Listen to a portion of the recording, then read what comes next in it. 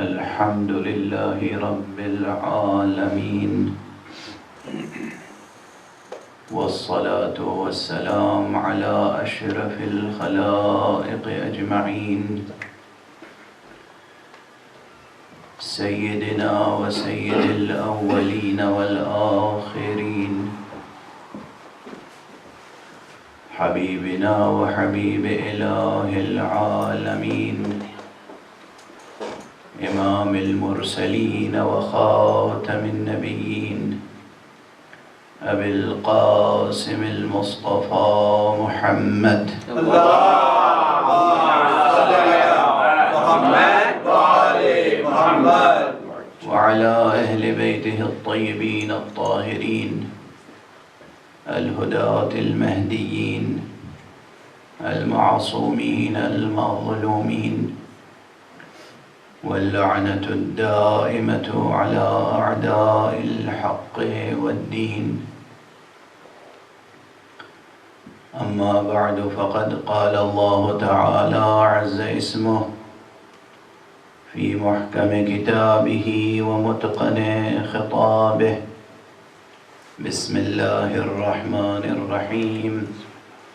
ألم تر كيف ضرب الله مثلا كلمة طيبة كشجرة طيبة أصلها ثابت وفرعها في السماء تؤتي أكلها كل حين بإذن ربها ويضرب الله الأمثال للناس لعلهم يتذكرون. صدق الله العلي العظيم. اللهم صل على محمد وآل محمد عجل. ایک اور بلند تر صلوات. اللهم صل على محمد وآل محمد عجل. قرآن حکیم کے سورہ مبارکہ ابراہیم کی یہ دو آیتیں سرنامہ کلام ہیں اور موضوع کلام قرآن و اہل بیت ہے. قرآن و اہل بیت کی روشنی میں ہمیں اپنے ذہنوں کی، دلوں کی اور راہ و روش کی اصلاح کرنی ہے. ہمیں اپنے ذہنوں کی تاریکیوں کو دور کرنا ہے، دلوں کے اندھیروں کو دور کرنا ہے، راہ زندگی کو روشن کرنا ہے. اور راہ زندگی کو روشن کرنے کے لیے اس سے بہتر کوئی چیز نہیں ہے، اس لیے کہ قرآن بھی نور ہے، اہل بیت بھی نور ہے. ایک صلوات پڑھ دیجئے محمد. اللهم صل على محمد وآل محمد عجل. قرآن اور اہل بیت کا رشتہ میں نے عرض کیا تھا وحدت کا رشتہ ہے. اہل بیت اطہار کے فضائل قرآن مجید میں تلاش کریں گے تو میں اپنا بہت پرانا جملہ آپ کی نظر کر دوں جو بار بار دہراتا رہتا ہوں اور دہراتا رہوں گا جب تک زندگی ہے. کچھ لوگ غیر نہیں، دوسرے مسلک کے نہیں، اپنے ہی کچھ لوگ مجھ سے ناخوش ہو گئے تھے، ناراض ہو گئے تھے، لیکن میں نے اس کی وضاحت کئی بار کی ہے اور کرتا رہوں گا کہ قرآن اور حضرات محمد و آل محمد کا رشتہ وحدت کا رشتہ ہے ایسا کہ اس قرآن مجید کو اگر آپ مطالعہ فرمائیں تو از اول تا آخر یہ قصیدہ محمد و آل محمد. سبحان اللہ. اتنی وضاحت کے ساتھ قرآن مجید میں ان کی ذوات مقدسہ اور ان کے صفات اور ان کے افعال اور ان کے کارناموں پر روشنی ڈالی ہے کہ کوئی صاحب علم اگر بے تعصب مطالعہ کرے گا تو ممکن نہیں ہے کہ حقیقت تک نہ پہنچ جائے.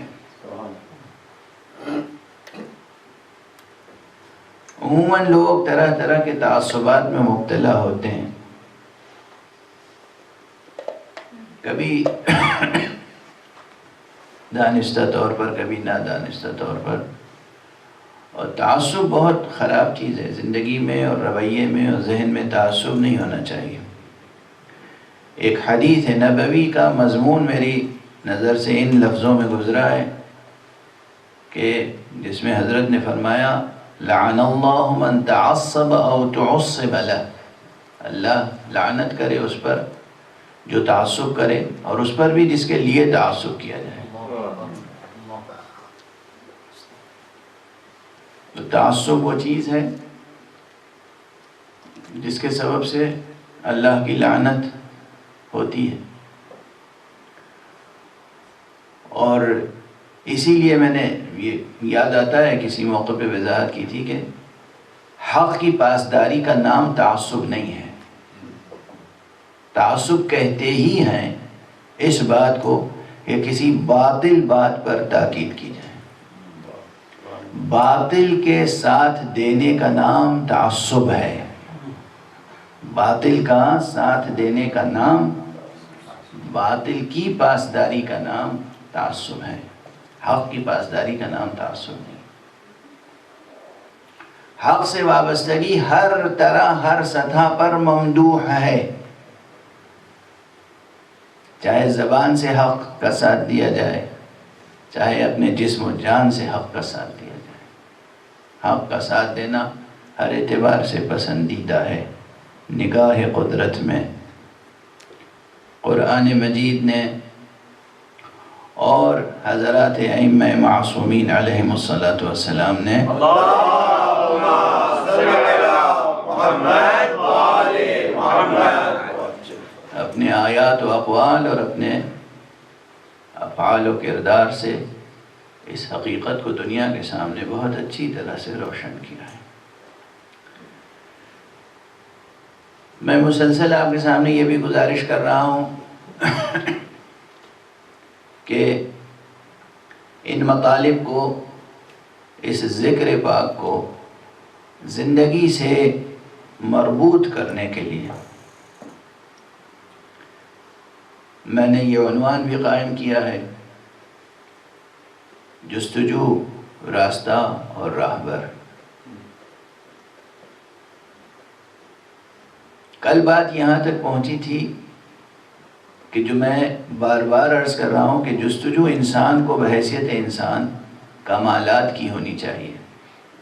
تو یہ کون سے کمالات ہیں؟ یقین فرمائیے کہ انسانی کمالات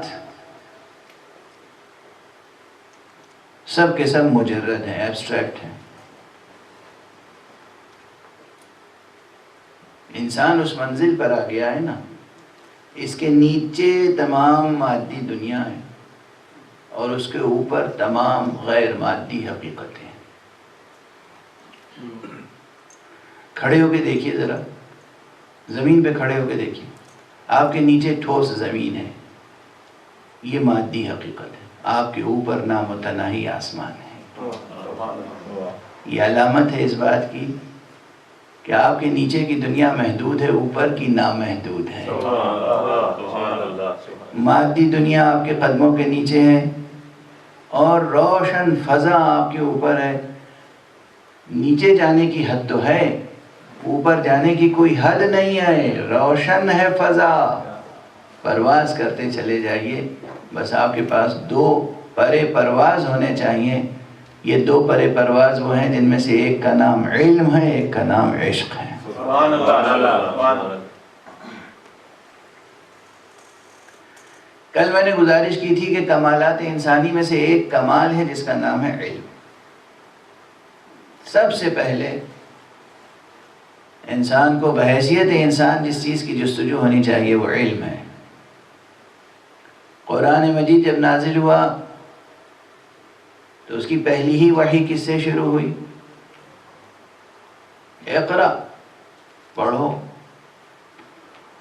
اور اس پہلی ہی وحی میں 5 آیتوں میں اقرا کا کلمہ 2 بار آیا. اقرا بسم ربک الذی خلق خلق الانسان من علق اقرا وربک الاکرم. اب یہ وہ حقیقت ہے جس کی طرف اکثر ہمارے واعظین، خطباء، مصلحین، ریفارمرز، انٹلیکچوئلز، مسلم انٹلیکچوئلز اکثر اپنے خطبوں میں، تقریروں میں توجہ دلاتے رہتے ہیں. پھر بھی جتنی توجہ ہونی چاہیے عوام الناس کی نہیں ہے، کم ہے. اس کے علاوہ بھی میں اکثر توجہ دلاتا رہتا ہوں آپ حضرات کو کہ قرآن مجید نے جو انسانی معاشرہ اور اسلامی معاشرہ تعمیر کرنا چاہا ہے، اس کا معیار یہ رکھا ہے کہ معاشرے میں کوئی شخص مادی ضرورتوں کے لیے دست سوال دراز کرنے والا باقی نہ رہ جائے. ایسا معاشرہ ہو کہ کوئی روزی روٹے کے لیے، پیسے کے لیے کسی کے سامنے دست سوال دراز نہ کرے. ایسا معاشرہ ہو. آپ کہیں گے کہ یہ کیسے آپ کہہ رہے ہیں کہ قرآن ایسا معاشرہ چاہتا ہے؟ اس لیے کہ آپ قرآن مجید میں شروع سے آخر تک دیکھیں، اکثر مقامات پر جہاں کہا ہے اقیموا الصلاۃ وہاں کہا ہے آتوا الزکوٰۃ. نماز قائم کرو اور زکوٰۃ دو. اور یہ خطاب سب سے ہے یا معاشرے کے منتخب لوگوں کے لیے؟ سب کے لیے ہے نا. اگر سب کے لیے ہے تو اس کا مطلب کہ قرآن مجید کا آئیڈیل معاشرہ وہ ہے کہ جس میں ہر نماز پڑھنے والا اتنی استطاعت رکھتا ہو کہ زکوٰۃ بھی دے سکے. ہر نماز پڑھنے والا اتنی استطاعت رکھتا ہو کہ زکوٰۃ بھی دے سکے، چاہے وہ کتنی ہی دے مگر دے.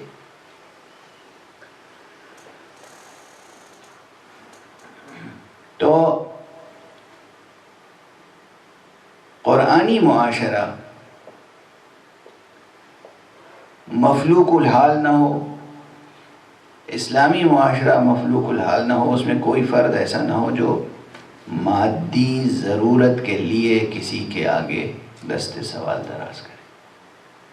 لیکن اسی قرآن نے علم کے لیے سوال کرنے کو ممدوح قرار دیا.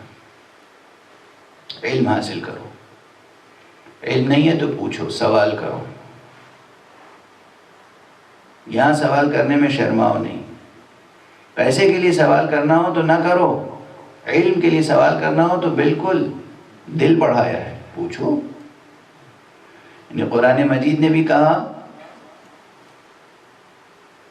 کہ پوچھو، فَاسْأَلُوا أَهْلَ الذِّكْرِ إِن كُنتُمْ لَا تَعْلَمُونَ، اگر تمہیں علم نہیں ہے تو تم اہل ذکر سے پوچھو.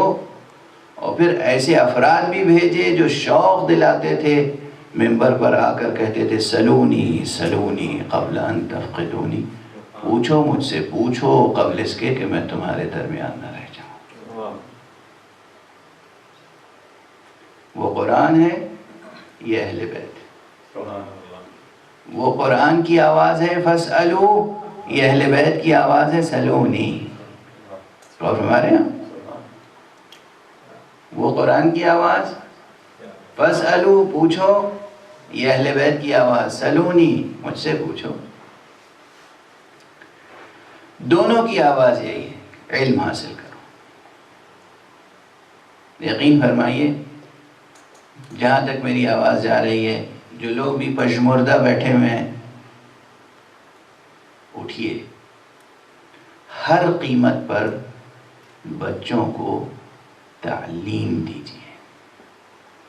اپنی دنیاوی ضرورتوں کو کم کر لیجئے، اپنی ہوس کو کم کر لیجئے، اپنی لذت پرستی کو کم کر لیجئے، اپنے خرافی شوق کو کم کر لیجئے. ہر قیمت پر ایک وقت کھائیے، ایک وقت نہ کھائیے، بچوں کو تعلیم دلائیے. اللہ سبحانہ و تعالی نے رزق کی ضمانت لی ہے، آپ کی ہوس کو پورا کرنے کی ضمانت نہیں لی ہے. اکثر جو لوگ شکوہ کرتے ہیں، شکایت کرتے ہیں، مولانا رزق کی تنگی ہے، جھوٹ بولتے ہیں. خدا کی قسم جھوٹ بولتے ہیں، انسانیت کی قسم جھوٹ بولتے ہیں. تنگی کس چیز کی ہے؟ اگر آپ ارہر کی دال روٹی مزے کی کھا سکتے ہیں تو آپ کیوں ہوس کرتے ہیں کہ آپ کے دسترخوان پہ 4 رنگ کا سالن ضرور ہو، چاہے حرام کے پیسے کا ہو؟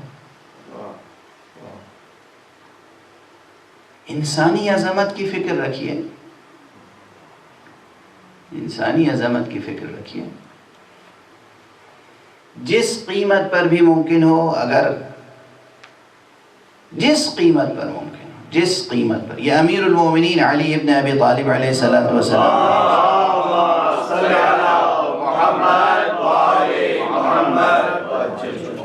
کل میں نے آپ کے سامنے ایک حدیث گزارش کی تھی نا، رسول اللہ صلی اللہ علیہ وآلہ وسلم نے فرمایا ہے،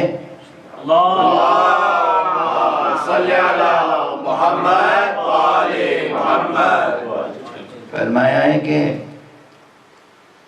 یا علی ان السعید حق السعید من احبک و اطاعک. اے علی، حقیقت میں سعادت مند وہ ہے جو تم سے محبت کرے اور تمہاری اطاعت کرے. یہ رسول کا ارشاد ہے.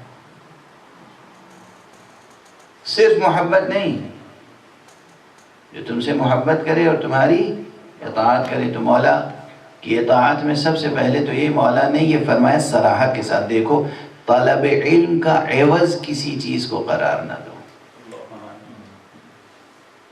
یہ جملہ رکھا ہے، طلب علم کا عوض کسی چیز کو قرار نہ دو. ہم اگر اپنی ضرورتوں کو سمیٹ سکتے ہیں، پہلے ہی اگر ضرورتیں بکھر گئیں تو ساری توجہ ضرورتوں پر ہے، یہ بھی چاہیے، وہ بھی چاہیے، وہ بھی چاہیے، وہ بھی چاہیے، تو ہم مجبور ہوتے ہیں کہ بچوں کو کام پر لگا دیں.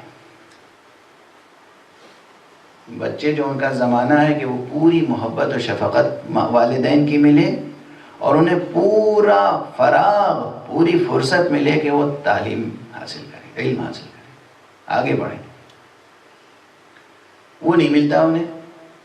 وہ دیکھتے ہیں کہ والدین دنیاوی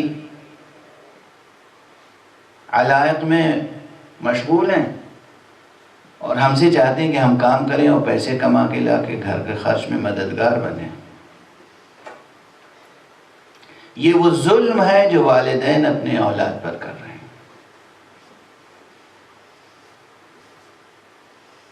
طلب علم کا عوض کسی چیز کو قرار نہ دیں. طلب علم کی قیمت کچھ نہیں ہے، طلب علم کا معاوضہ کچھ نہیں ہے. یہ ارشاد امیر المومنین علی ابن ابی طالب علیہ السلام.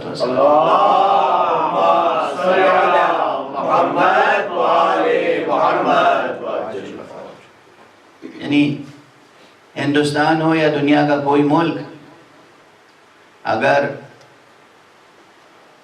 وہاں کے مسلمان صرف اچھی طرح بیدار ہو جائیں اور اسلامی ڈسپلن خود اپنے اوپر نافذ کریں تو ملک کے 50% مسائل تو یوں ہی حل ہو جائیں گے. جو مسائل حکومتیں حل نہیں کر سکتی وہ اسلامی قوانین کا نفاذ حل کر سکتا ہے. زندگی میں اللہ کے بنائے ہوئے اور محمد و آل محمد علیہ السلام کے بتائے ہوئے اصول اور آداب کو برتیں. برتاؤ آپ کا زندگی کے ساتھ کیسا ہونا چاہیے.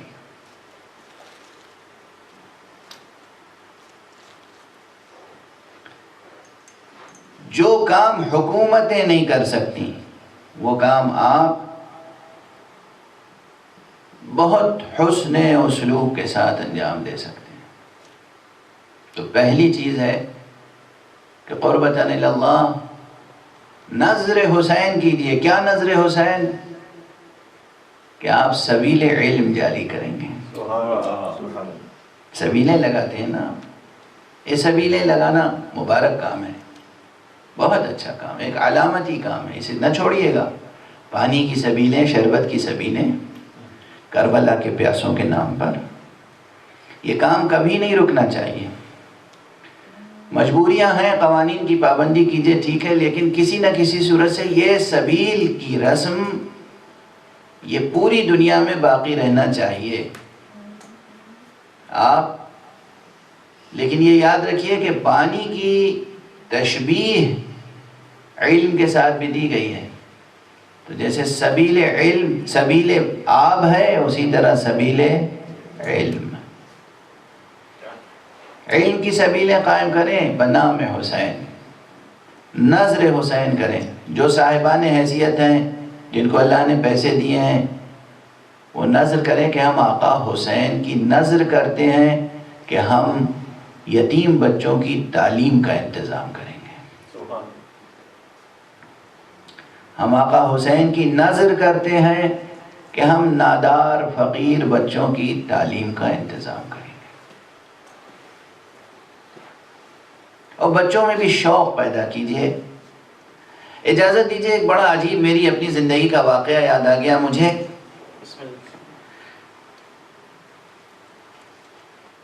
اسی بمبئی کا واقعہ ہے.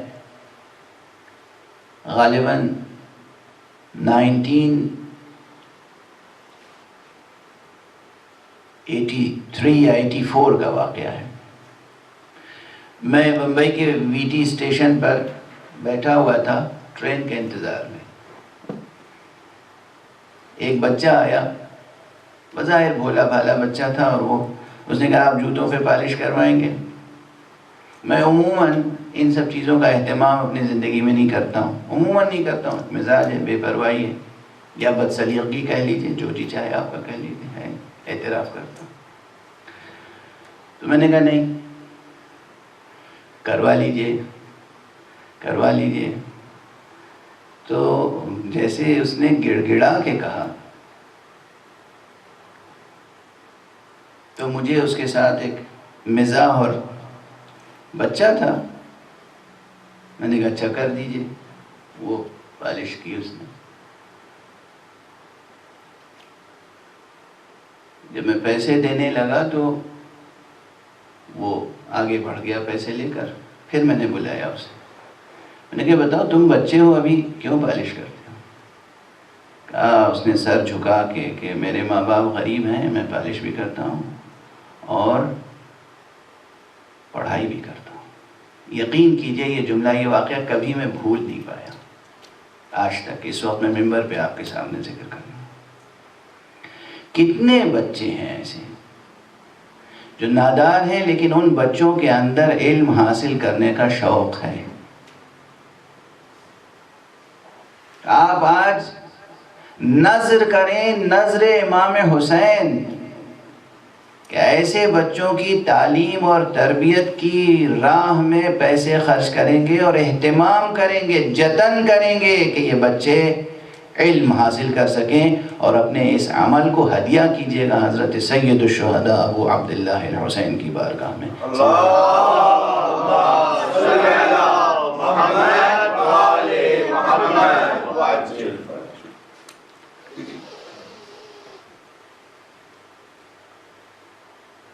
کل یا پرسوں میں نے بلکہ مسلسل عرض کیا ہے، کئی انٹرویوز میں عرض کیا ہے یہ جملہ. دنیا کو ایسی تعلیم کی طرف لے آئیے، اتنا علم دے دیجئے، اتنی بیداری دنیا میں پیدا ہو جائے کہ وہ آقا حسین کی معرفت حاصل کر لے. روئے زمین پہ کوئی ایسا فرد باقی نہ رہ جائے جو آقا حسین کے نام اور آپ کے پیام سے ناواقف ہو. آئیے علم کی روشنی پھیلانے سے ہوگا. دوسرا کمال، علم کے بعد بحیثیت انسان دوسرا کمال کیا ہونا چاہیے آپ کے اندر، ہمارے اندر؟ کمالات انسانی کی بات کر رہا ہوں کہ جستجو ہو کمال انسانی کی. انسانی کمالات یہ نہیں ہے کہ بہترین لباس میں پہن رہا ہوں، بہترین سواری میرے پاس ہو، اور ہر وہ چیز جو بازار میں آئے لیٹسٹ ماڈل وہ ہمارے پاس ہو. نہیں، یہ کمال انسانی نہیں ہے. اگر آپ نے یہ زندگی میں رویہ اختیار کر رکھا ہے تو آپ دنیا کے خونخوار اور ذلیل ترین ظالموں، ستمگاروں، یعنی سرمایہ پرستوں اور سرمایہ داروں کی مدد کر رہے ہیں. بھولیے گا نہیں یہ بات. انسانیت کے سب سے بڑے دشمن اس وقت روئے زمین پر سرمایہ پرست افراد ہیں، کیپٹلزم. یہ جو پونجی پتی ہیں دنیا کے جتنے بھی ہوں، ہمیں ان میں کوئی شریف نظر ہی نہیں آتا. برا مان جائیے گا، میرے خلاف مقدمے کر لیجئے گا، میرے خلاف ایکشن لے لیجئے گا. ہمیں کوئی شریف نظر ہی نہیں آتا ان میں. یہ جو دنیا کے بڑے پونجی پتی ہیں، یہ جو سوشل ویلفیئر کے کام کرتے ہیں، اس میں بھی دکھاوا ہوتا ہے. عیاری، دکھاوا، عیاری. اس مطلب میری زبان بہت سلیس ہے. عموماً ہماری زبان میں لوگ کہتے ہیں ڈکشنری دیکھنی پڑتی ہے، اس مرتبہ کم دیکھنی پڑے گی. ایک صلوات پڑھ دیجئے محمد اللہم صلی علی محمد وآل محمد. یہ جتنے بڑے بڑے وہ بل گیٹس اور یہ اور وہ سب، کس کا نام لوں. بہت سے جوان برا مانیں گے صاحب وہ بہت اچھے ہیں، بہت نیک کام کرتے ہیں. مجھے معلوم ہے، میں خوب تجزیہ کرتا ہوں. میں سڑکوں پہ وقت نہیں گزارتا ہوں، کتابوں میں وقت گزارتا ہوں. مجھے معلوم ہے یہ کتنا انسانیت کو نقصان پہنچانے کے منصوبے بناتے رہتے ہیں. منصوبے بنا کر نیشنز کو، قوموں کو. آج یمن میں کتنے دنوں سے بمبارڈمنٹ ہو رہا ہے مسلسل. کائے کی جنگ ہے یمن میں؟ حقوق انسانی کے قائم کرنے کی جنگ ہے. یونائٹڈ نیشنز کے چارٹر آف ہیومن رائٹس کو وہاں قائم کرنے کے لیے جنگ ہو رہی ہے یمن میں. کتنے دنوں سے ہو رہی ہے، کتنا بمبارڈمنٹ ہو چکا، اور کتنی یہ مملکتیں امریکہ اور فلاں اور جتنے دعوے داران حقوق بشریت ہیں ملوث ہیں. ان کے پنجے خون ٹپک رہے ہیں ان کے پنجوں سے.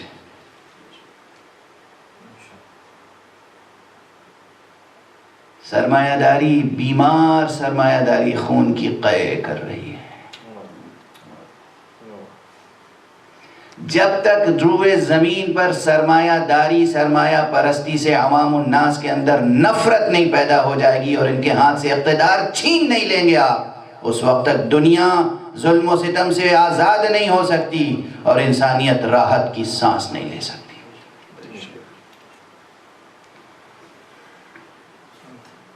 ہر فرد کے اندر ظلم کے خلاف نفرت پائی جانی چاہیے.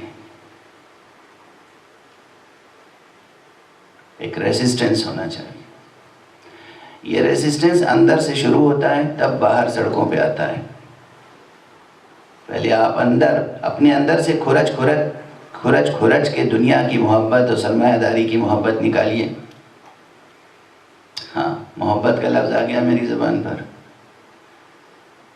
تو یاد رکھیے کہ دوسرا کمال علم کے بعد محبت ہی ہے.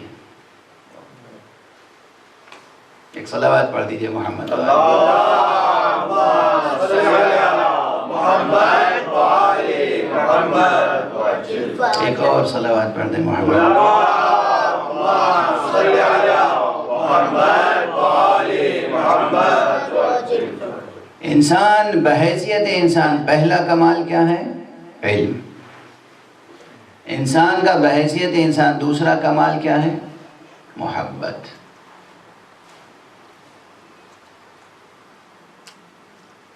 انسان صحیح معنی میں محبت کرتا ہو، محبت کی شناخت رکھتا ہو، محبت کی پہچان رکھتا ہو، لذت پرستی کو محبت نہ سمجھتا ہو،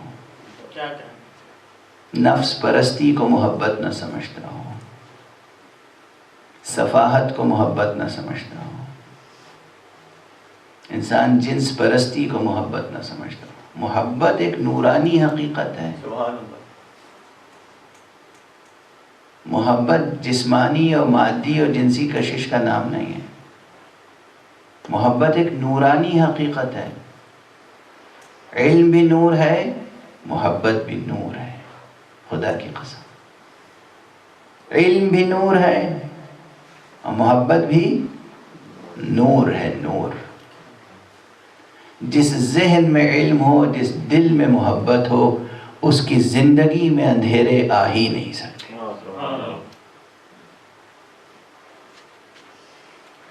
تو دوسرا کمال جو آپ کو حاصل کرنا ہے وہ ہے محبت.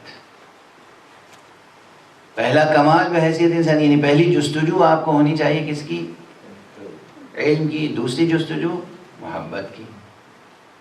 اور یہ دوسرے نمبر پہ کیوں رکھا میں نے، دوسرے رتبے میں، دوسرے درجے میں؟ اس لیے کہ واقعاً علم مقدم ہے محبت پر. پہلے معرفت پیدا ہوتی ہے تب محبت پیدا ہوتی ہے. یہ بھی میں پہلے عرض کر چکا ہوں کہ یہ جو لوگوں کی زبانوں پر ہے نا کہ محبت اندھی ہوتی ہے، غلط تصور ہے. جاہل رائٹرز، جاہل ادیبوں نے، جاہل شاعروں نے یہ سب چیزیں عام کر دی ہیں. دیکھیے، ایک ہوتا ہے عالم اور مفکر لکھنے والا، ایک ہوتا ہے جاہل لکھنے والا، اور ایک یہ ہوتا ہے کہ لکھنے والا تو اچھا صحیح لکھ رہا ہے لیکن سمجھنے والا سمجھ نہیں پا رہا ہے. یہ بھی مشکل ہوتی ہے، بیچ میں جو گیپ آ جاتا ہے نا فہمی، نا سمجھی. محبت اندھی نہیں ہوتی ہے. محبت تو وہ ہے جو دیکھنے کے لیے نور عطا کرتی ہے. محبت اندھی کیسے ہو جائے گی؟ محبت تو انسان کے اندھے دل کو بینا بناتی ہے. محبت نابینا کو بینا بناتی ہے. عشق کے نور میں اچھائیاں نظر آتی ہیں.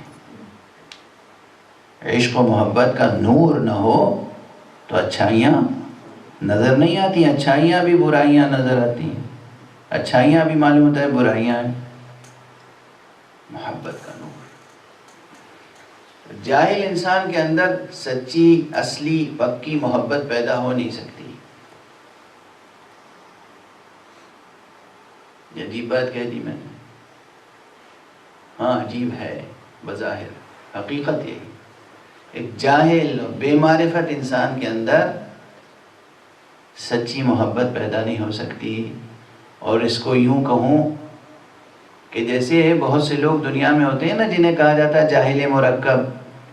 جاہل مرکب یعنی جاہل اسکوائر، یعنی وہ جاہل جنہیں یہ بھی نہیں معلوم ہے کہ وہ جاہل ہیں. اسی طرح کچھ محبت کرنے والے بھی ایسے ہوتے ہیں کہ وہ سمجھتے ہیں محبت کر رہے ہیں لیکن وہ محبت نہیں کر رہے ہوتے ہیں. انہیں معلوم ہی نہیں کہ محبت کیا چیز ہے. معلوم ہی نہیں محبت کیا چیز ہے. کیا محرومی سی محرومی ہے.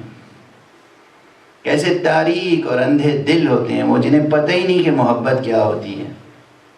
نہ اپنی محبت کی شناخت ہوتی ہے اور نہ دوسرے کی محبت کی قدردانی ہوتی ہے. کیونکہ زندگی بسر ہو جاتی ہے لذت پرستی اور ہوس کاری میں. ہوس پرستی، نفس پرستی، لذت پرستی، دنیا پرستی، شوق پرستی. محبت ایک کمال انسانی ہے جو مجرد ہے، جو ایبسٹریکٹ ہے، جو نورانی ہے بلکہ نوری ہے. محبت وہ رشتہ ہے جو اللہ نے بندوں سے قائم کر رکھا ہے. میں پہلے بھی دو ایک مواقع پر قرآنی مثال آپ کے سامنے پیش کر چکا ہوں. قرآن مجید کہتا ہے، قرآن مجید نے اللہ معبود ہے، ہم سب اس کی عبادت کرتے ہیں، ہم سب اس کے عبد ہیں، عباد اللہ ہیں، بندے ہیں، اس کے مخلوق ہیں، بندے ہیں. مگر اللہ نے ہم سے رشتہ جو قائم کیا ہے وہ غلامی اور بندگی کا رشتہ نہیں قائم کیا ہے، وہ رشتہ محبت کا قائم کیا ہے. اعلان ہے اللہ کا، قل ان کنتم تحبون اللہ فاتبعونی. اے رسول آپ اعلان کر دیجئے، کہہ دیجئے ان سے کہ تم اگر اللہ سے محبت کرتے ہو تو میری پیروی کرو. محبت ایک نوری حقیقت ہے. یہ ایک نوری حقیقت ہے. محبت بہت نفیس ترین حقیقت ہے زندگی کی، نفیس ترین. علم اور اس کے بعد محبت. یہ اور بات ہے کہ جب علم ہوگا تو پہنچے گا باب علم و شہر علم تک، اور جب محبت ہوگی علم کی بنیاد پر، معرفت کی بنیاد پر، تو وہ بھی مرکز محبت ایک ہی ہوگا دنیا میں. اور وہ محبت کا مرکز شجر طیبہ ہوگا. علم سمجھیے کلمہ طیبہ ہے اور شجر طیبہ مرکز محبت ہے. مجھے یاد آ رہے ہیں 2 مصرے سعدی شیرازی کے. سعدی شیرازی پہلے تو بر صغیر کا شاید کوئی بچہ ایسا نہیں ہوتا تھا جو سعدی سے واقف نہ ہو اور بچپن میں سعدی کی کتابیں نہ پڑھائی جاتی ہوں. اس میں ہندو مسلم کی قید نہیں تھی. تمام ہندو حضرات بھی سعدی کی کتابیں پڑھتے تھے، گلستان، بوستان، یہ سب پڑھتے تھے. دیوان سعدی، اشعار سعدی. لوگوں کے یہاں سعدی حافظ کے شعر تو ہندوستان کے ہر شخص کی زبان پر ہوتے تھے، غرق المثل کے طور پر. تو سعدی کی ایک نعت ہے جس کی ردیف ہی اسم گرامی مصطفیٰ صلی اللہ علیہ وآلہ وسلم،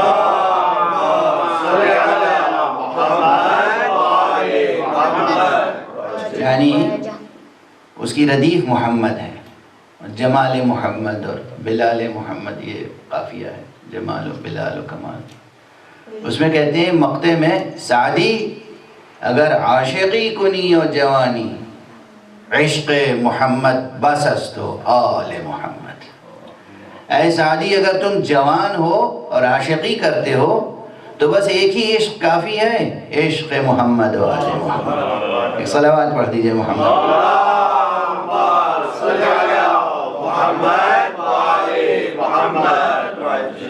ایک اور صلوات پڑھ دیجئے.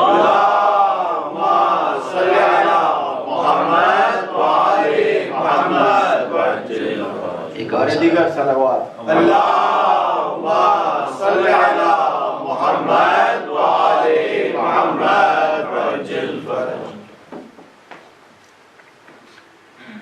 ایک اور صلوات پڑھ دیں.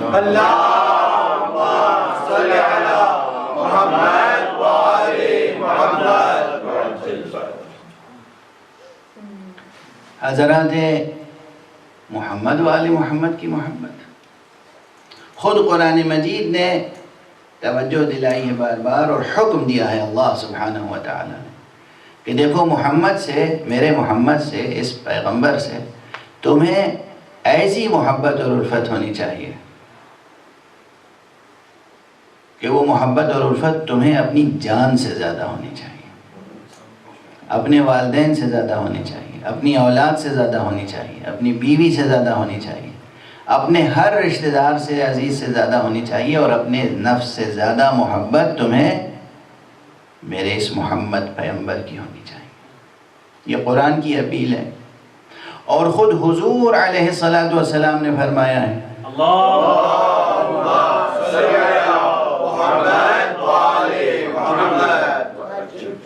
کہ دیکھو تمہارا ایمان معتبر نہیں ہو سکتا اس وقت تک جب تک کہ میری محبت تمہارے لیے تمہاری جان سے زیادہ اور تمہارے اعزاء و اقربا سے زیادہ نہ ہو. میری محبت، ظاہر سی بات ہے کہ یہ ممکن کیسے ہے نا؟ حیرت کی بات ہے کہ کیسے انسان اپنی ذات سے زیادہ تو کسی سے محبت کرتا ہی نہیں عموماً.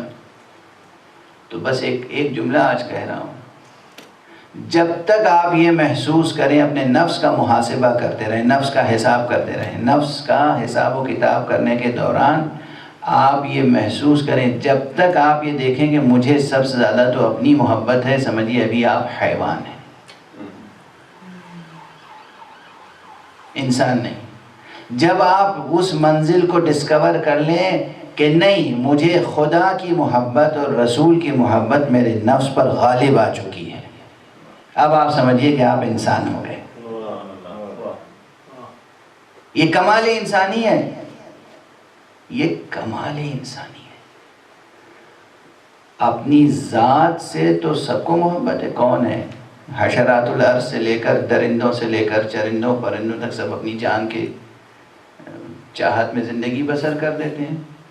اپنی چاہت میں زندگی بسر کرنا حیوانی زندگی ہے، اللہ کی چاہت میں زندگی بسر کرنا انسانی زندگی ہے. یہ معیار، یہ معیار، یہی ریاضت ہے. مجھے اچھی طرح یاد ہے کہ مسجد ایرانیان کے ممبر سے گزشتہ سال میں یہ جملہ عرض کر چکا ہوں کہ سب سے بڑی ریاضت، پوچھتے ہیں نا عرفان تصوف، خانقاہ نشینی، چلہ کشی، یہ جو کیسے ہوتی ہے، کیا ہوتی ہے، محنت کیسے کریں اللہ کی راہ میں، ریاضت کیسے کریں، ریاض کریں تو کیا کریں. میں نے عرض کیا تھا سب سے بڑی ریاضت اللہ کی خاطر محبت کرنا ہے.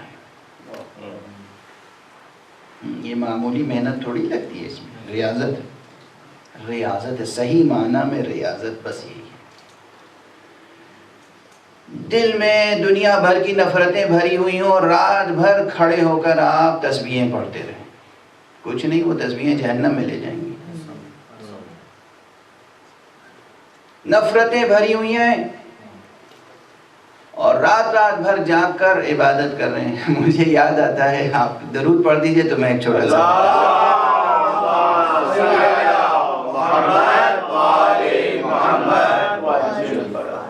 ایک زمانے میں بھائی میں ایک پرچہ نکالا کرتا تھا، ادبی کائنات تھا، مقبول پرچہ تھا اس وقت، ادبی شخصیات اس کا انتظار کرتی رہتی تھی. تو اس کی کتابت کے لیے ہم نے ایک صاحب کو رکھا. وہ پہلے رشین ایمبیسی میں کام کرتے تھے. جب رشا کا زوال اس زمانے میں آیا اور وہاں ایمبیسی سے وہ لوگ نکالے گئے تو پھر ملازمت کی تلاش میں ہمارے یہاں آئے. ہمیں بھی ضرورت تھی کاتب کی. اس زمانے میں کتابت ہوتی تھی، اب تو کمپیوٹر سے سب کام ہو جاتا ہے. تو ہم نے کہا کہ بہت کام ہے ہمارے یہاں کتابت کا، ان کو مستقل رکھ لیتے ہیں. خیر ان کی ریٹائرمنٹ ایج بھی ہو چکی تھی تقریباً. انہیں رکھ لیا گیا. کچھ دنوں کے بعد اب وہ عمر آگے بڑھی تو ان کے ہاتھ میں راشا پیدا ہو گیا. اب ان سے لکھا نہیں جاتا ہے. کام ہے کتابت کا اور لکھا جاتا نہیں. تو میں نے ان سے گزارش کی کہ دیکھیے اب آپ سے کام نہیں ہوتا ہے تو میں کسی دوسرے کاتب سے کام لوں گا، آپ کی ہم تھوڑی بہت مدد ضرور کرتے رہیں گے. اب میں ممبر پہ کیا عرض کروں اپنے بارے میں کہ میں ان کی کتنی خدمت کرتا تھا اور کیسے خدمت کرتا تھا. ہر طرح سے خدمت کرتا تھا چونکہ وہ عمر میں بڑے تھے. تو بس جب انہیں یہ احساس ہوا کہ اب جو کمرہ مجھے دیا گیا ہے مجھ سے لے لیا جائے گا اور میں اپنے وطن چلا جاؤں گا، اور تو وہ گئے ایک وکیل کے ہاں. وکیل کے ہاں جا کے انہوں نے ایک نوٹس بھیجوا دی مجھے کہ آپ مجھے نوکری سے ہٹا نہیں سکتے ہو، میرا قبضہ خالی نہیں کرا سکتے ہو، یہ ہو. اور قانونی نوٹس کے ساتھ انہوں نے آ کر مجھ سے میرے سامنے کھڑے ہو کہا کہ میں نماز شب پڑھ کے آپ کے لیے بد دعا کروں گا. مجھے ہنسی آ گئی. میں نے کہا نماز شب پڑھ کے دعا کی جاتی ہے، بد دعا نہیں کی جاتی. ایک صلوات پڑھ دیجیے محمد.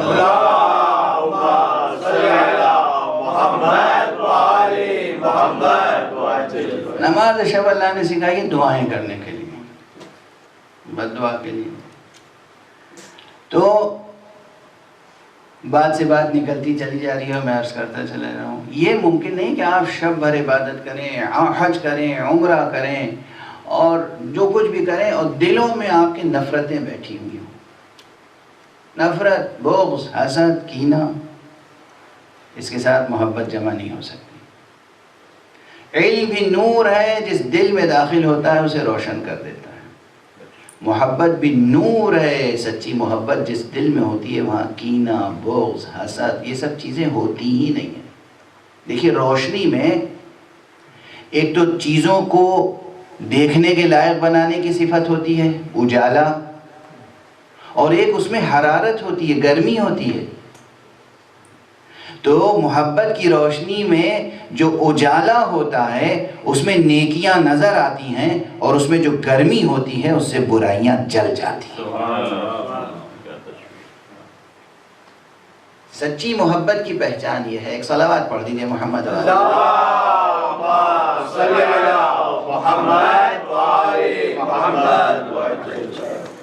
میں اندازہ کر سکتا ہوں کہ جن کے دل اور دماغ نفرتوں میں ڈھل چکے ہیں انہیں میرے یہ جملے بھی نہ سمجھ میں آ رہے ہوں گے نہ پسند آ رہے ہوں گے. آپ ایک صلوات پڑھ دیجئے محمد.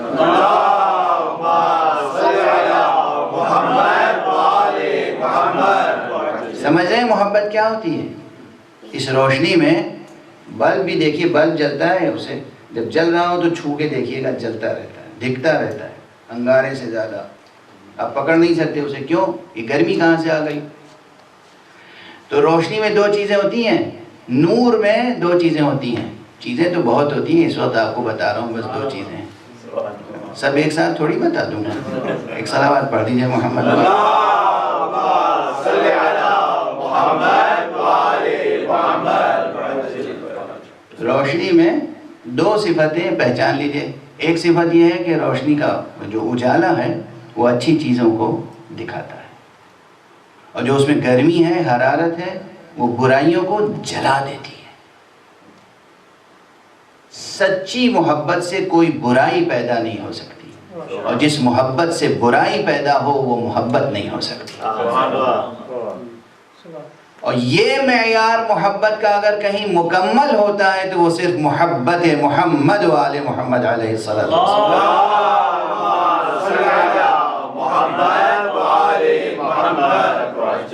یہ راز ہے، یہ سبب ہے جو ہمیں حکم دیا گیا ہے، رسول اللہ سے اعلان کرا گیا، قُلْ لَا أَسْأَلُكُمْ عَلَيْهِ أَجْرًا إِلَّا الْمَوَدَّةَ فِي الْقُرْبَى۔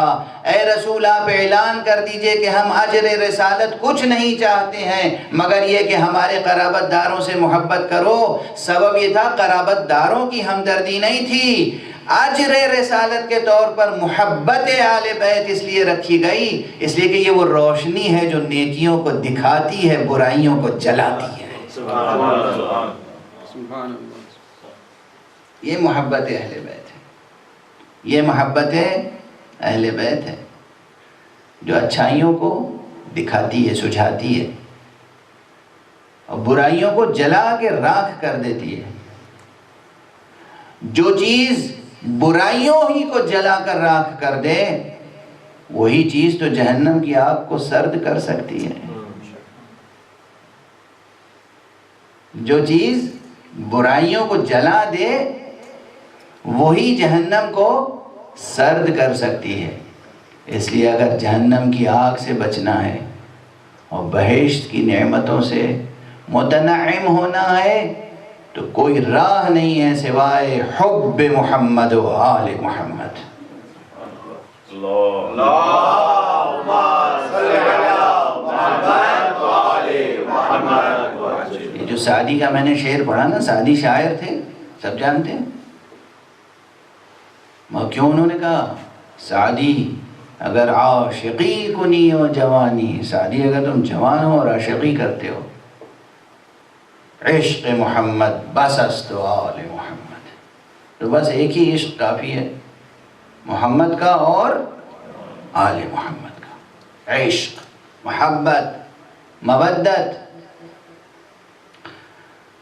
ہاں یہ عشق، یہ محبت کے مضمون میں بھی بہت سی باتیں باقی ہیں بحیثیت کمال انسانی، لیکن اگر اتنی بات جو میں نے آج گزارش کی ہے آپ حضرات نے توجہ سے سماعت فرمائی ہے تو میں سمجھتا ہوں کافی باتیں تو ایسے ہی روشن ہو گئی ہوں گی کہ انسان کو بحیثیت انسان اگر کمال تک پہنچنا ہے، جسم کے حیثیت سے تو آپ سے زیادہ باکمال ہاتھی ہے،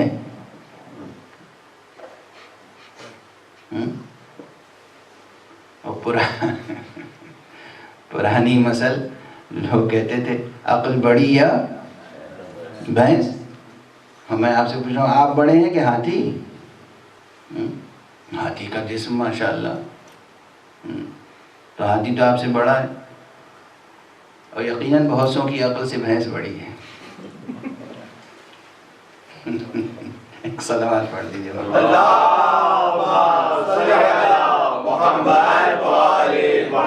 اتنی بات میں نے ابھی عرض کی، علم، محبت، یہ دو نورانیتیں اگر انسانی زندگی میں پیدا ہو جائیں تو انسان بحیثیت انسان کمال کے درجے پر پہنچ جاتا ہے۔ اور مرکز علم و مرکز محبت قرار دیا ہے اسلام نے رسول والے رسول کو، قرآن نے۔ یہ جو آیت کریمہ میں روز آپ کے سامنے پڑھ رہا ہوں، أَلَمْ تَرَ كَيْفَ ضَرَبَ اللَّهُ مَثَلًا كَلِمَةً طَيِّبَةً كَشَجَرَةٍ طَيِّبَةٍ۔ یہاں کلمہ طیبہ اور شجرہ طیبہ سے کیا مراد ہے؟ کلمہ طیبہ کلمہ توحید، کلمہ طیبہ کلمہ حق، کلمہ طیبہ کلمہ صدق، کلمہ طیبہ کوئی بھی حق بات، سچ بات، کلمہ طیبہ اس کا مصداق ہو سکتی ہے۔ شجر طیبہ، یہ درخت طیبہ کون سا ہے؟ یہ اچھا درخت کون سا درخت ہے دنیا میں، روئے زمین پر؟ کس درخت کا نام ہے شجر طیبہ؟ وہ بھی اس صفت کے ساتھ کہ اصلھا ثابت، اس کی جڑ قائم ہے، وفرعھا فی السماء، اس کی شاخیں آسمانوں میں پھیلی ہوئی ہیں، تؤتی اکلھا کل حین باذن ربھا، اور یہ درخت وہ ہے اس کی شاخیں ہمیشہ پھل دیتی رہتی ہیں اذن پروردگار سے، ہمیشہ پھل دیتی رہتی ہیں اذن پروردگار سے۔ درخت کی جڑیں کہاں ہوتی ہیں؟ زمین میں نا۔ یہاں یہ کیوں نہیں کہا گیا اصلھا ثابت فی الارض؟ نہیں کہا گیا، زمین میں نہیں، قائم ہے متن وجود میں، ثابت ہے اور قائم ہے۔ یہ درخت ایسا ہے جو ثابت ہے اور قائم ہے۔ یہ درخت ایسا ہے کہ جب آدم آب و گل کے درمیان تھے اس وقت بھی یہ درخت قائم تھا۔ حضور علیہ السلام کا ارشاد گرامی ہے، کنت نبیا وآدم بین الماء والطین، میں اس وقت بھی نبی تھا جب آدم آب و گل کے درمیان تھے۔ آدم کا پتلا بن رہا تھا۔ ہاں معتبر حدیث کے مجموعوں میں الفاظ مختلف ہیں اس حدیث کے، مجھے معلوم ہے، میری زبان پر یہی الفاظ یاد ہیں، ترجمہ حدیث ہے کہ حضور نے یہ فرمایا کہ جب آدم کا پتلا بن رہا تھا اس وقت بھی میں نبی تھا، یعنی یہ شجر ثابت تھا، اس وقت بھی میں نبی تھا، نبی تھا۔ ہاں یہ نہیں کہا رسول تھا، نبی تھا، اس وقت بھی میں نبی تھا۔ اور ہمارے بعض اساتذہ نے یہ روایت بھی سلسلے کے ساتھ نقل کی ہے، فرماتے ہیں حضور نے یہ بھی فرمایا اور امیر المومنین علیہ السلام نے فرمایا، کنت ولیا وآدم بین الماء والطین، میں اس وقت بھی ولی تھا جب آدم آب و گل کے درمیان تھے۔ نور مصطفیٰ نبی تھا، نور علی ولی تھا۔ حقیقت نبوت منحصر ہے ذات مصطفیٰ صلی اللہ علیہ وآلہ وسلم میں، اور حقیقت ولایت منحصر ہے ذات امیر المؤمنین علی ابن ابی طالب علیہ السلام۔ اللہم صلی علی محمد وآل محمد۔ جتنے نبوت کے سلسلے چلے وہ سب ذات گرامی مصطفیٰ کے جبین مبارک کے ٹپکے ہوئے پسینے کے قطرے تھے، اور جتنے ولایت کے سلسلے پھیلے ہوئے ہیں وہ سب انوار قدسیہ ذات گرامی مرتضیٰ علیہ السلام۔ اللہم صلی علی محمد وآل محمد۔ ان سے محبت اصل دین ہے۔ مجھے یاد آ گئی حدیث، بس اس حدیث پر آج کی گفتگو روکتا ہوں۔ کنز العمال بہت مشہور، چونکہ میں نے کنز العمال میں پہلی بار پڑھی تھی، ویسے تو اس حدیث کو بہت سی حدیث کی کتابوں میں پڑھا ہے، لیکن پہلی بار کنز العمال میں پڑھی تھی تو وہ یاد مجھے حوالہ سب سے پہلے وہی آتا ہے۔ صاحب کنز العمال نے یہ حدیث لکھی ان الفاظ میں، حضور نے فرمایا، اساس الاسلام حبی و حب اہل بیتی۔ اساس الاسلام، اساس الاسلام، اساس کہتے ہیں جڑ کو، بنیاد کو۔ حضور فرماتے ہیں اساس الاسلام حبی و حب اہل بیتی، اسلام کی اساس اور بنیاد میری محبت اور میرے اہل بیت کی محبت ہے۔ رسول کا ارشاد ہے۔ کس درجے تک یہ محبت ہونی چاہیے اور محبت نبھانے والوں نے کس درجے تک نبھایا ہے، بس یہ منظر اگر آنکھوں سے دیکھنا ہو تو کربلا پہنچ جائیے۔ کربلا،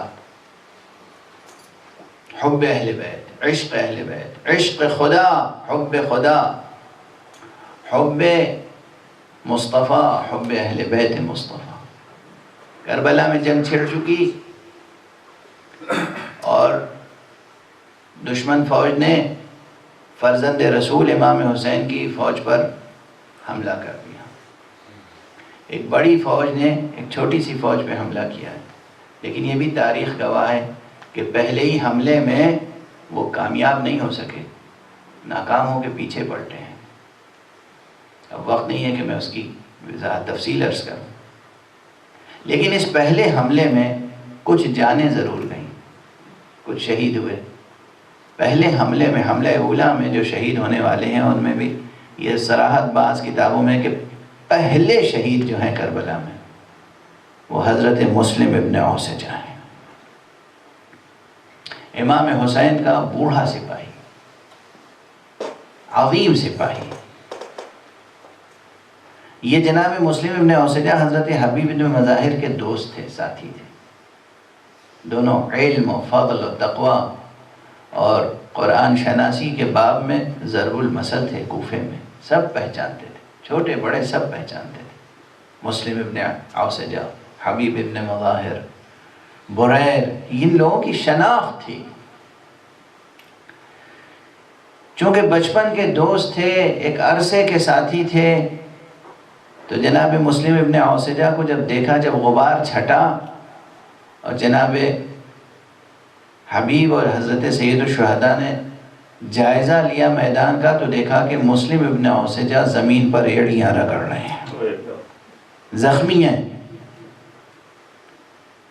یہ چند مواقع ہیں جس میں آقا حسین خود گئے ہیں لاشیں تک۔ آقا حسین آگے بڑھے اور آقا حسین کے ساتھ ساتھ 2 قدم آگے بلکہ، جیسے کبھی کبھی غلام آگے آگے چلتے ہیں، اکثر حبیب ابن مظاہر آگے آگے ہیں، حسین علیہ السلام پیچھے پیچھے ہیں۔ حبیب پہنچے اور کہا مسلم، مسلم، خدا کی قسم اگر تمہارے بعد یقین ہوتا کہ میں بھی زندہ رہوں گا تو میں حق دوستی ادا کرتا اور میں تم سے کہتا کہ وصیتیں کرو، میں تمہاری وصیتیں پوری کروں گا، مگر مجھے معلوم ہے تمہارے بعد میں بھی شہید ہو جاؤں گا، اس لیے میں تم سے نہیں کہہ سکتا کہ مجھ سے وصیتیں کرو۔ حبیب تو یہ کہہ رہے تھے، لیکن ادھر مسلم ابن اوسجہ نے پلٹ کے کہا کہ حبیب میں وصیت کرنا چاہتا ہوں۔ جب مسلم ابن اوسجہ نے کہا کہ حبیب وصیت نہ کرو، مسلم ابن اوسجہ نے کہا حبیب میں وصیت کرنا چاہتا ہوں۔ کہا حبیب نے کہ مسلم اس کیفیت میں، اس حالت میں تم کیا وصیت کرنا چاہتے ہو؟